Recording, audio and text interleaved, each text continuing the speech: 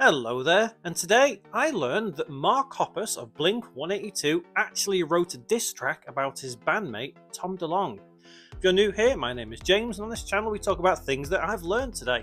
If it sounds like something you're interested in, you do want to learn more every day, give the video a like and subscribe as well. So back in the 90s and early 2000s, one of the biggest pop punk acts ever was Blink-182. With the craziness of Tom DeLonge, the sensibleness of Travis Barker, and just Mark Hoppus playing bass. Yeah, I know, odd, but it worked well. A little known fact is that there was a previous drummer of Blink-182 called Scott, and long story, but I'm not going to go through it here. Anyway, in the 2000s, they had a bit of a rocky time, Blink-182, and Tom went off and did another band called Boxcar Racer. Mark was a bit unhappy about it, and it is generally considered that is where Blink-182 started breaking up, because it tore the band apart in many different ways. Anyway, in around about 2005-ish, Tom DeLonge decided he was going to quit Blink-182, much to the upset of Travis Barker and Mark Hoppus.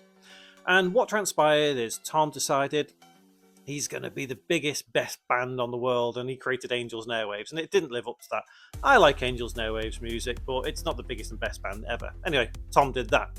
So Mark and Travis decided they were going to do their own band. They didn't want to carry on Blink-182. They decided to create Plus 44. And one of the songs on there was called No It Isn't. And they released this song on Tom DeLonge's birthday.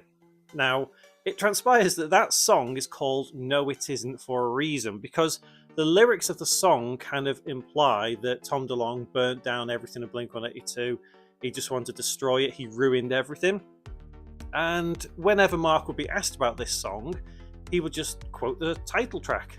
Title of the song, I should say. No, it isn't. So if a reporter said, "Is this song about Tom DeLonge?" he'd say, "No, it isn't," because it's called No It Isn't. But in actual fact, it was a diss track about Tom DeLonge, and it just shows the kind of immaturity of Mark Hoppus at that time. Because I don't think there is any Angels and Airwaves song that was a diss track towards Mark and Travis, which, okay, fair enough.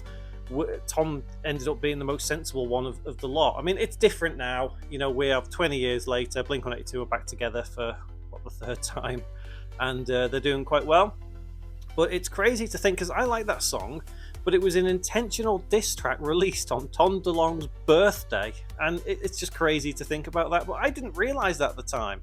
I just thought it was a very sentimental, sensitive song, and I kind of thought maybe it is a bit about Blink-182 and the breakup and all that.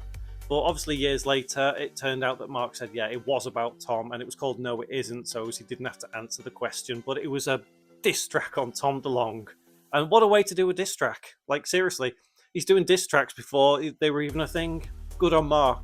If you learned something new, make sure you do give that video a like. And if you do want to learn more things every single day, click that subscribe button just down below. You know, I try and do this as daily as I can, because I enjoy this kind of stuff. But I do appreciate you watching all the way through. But until I see you in one of my next videos, take care.